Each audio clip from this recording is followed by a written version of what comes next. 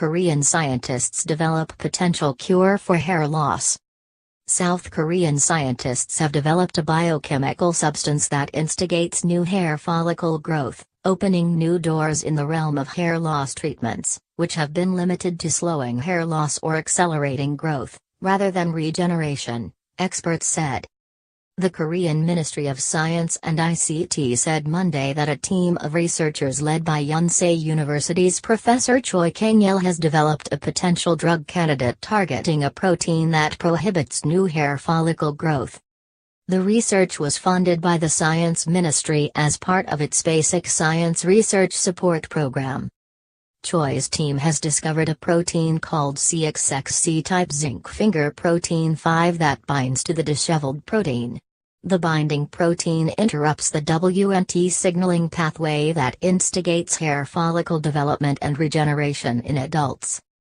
Based on this finding, the researchers have developed a biochemical substance, PTDDBM, that prevents CXXC from binding with the disheveled protein. When the substance was applied on the bare skin of laboratory mice, they saw new hair follicle growth.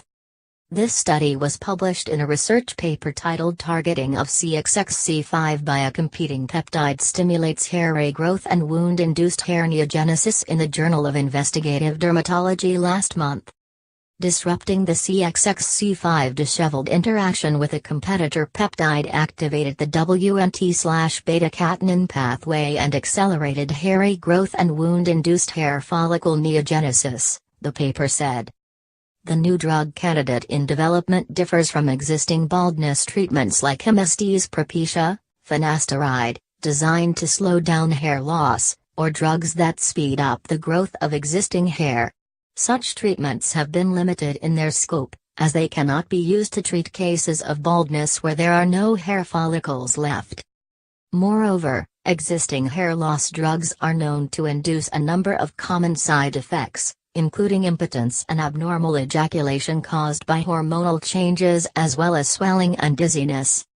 Given this, the development of a safe substance that induces follicle regeneration opens new possibilities in the development of baldness-fighting drugs, the Seoul-based research team said.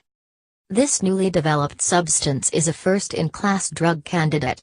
It is expected to become a treatment for not only hair loss and baldness but also for regenerating damaged skin tissue, said Choi, who led the research.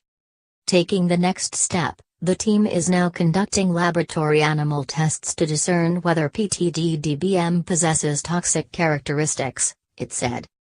Hair loss affects millions of men and women around the world, yet a cure has not been developed despite decades of research. Current hair loss treatments only manage hair loss symptoms, rather than providing a permanent solution. There are only 2 drugs approved by the U.S. Food and Drug Administration for treating hair loss, minoxidil, sold by Pfizer under the name Rogaine, and finasteride, which is sold by MSD under the name Propecia.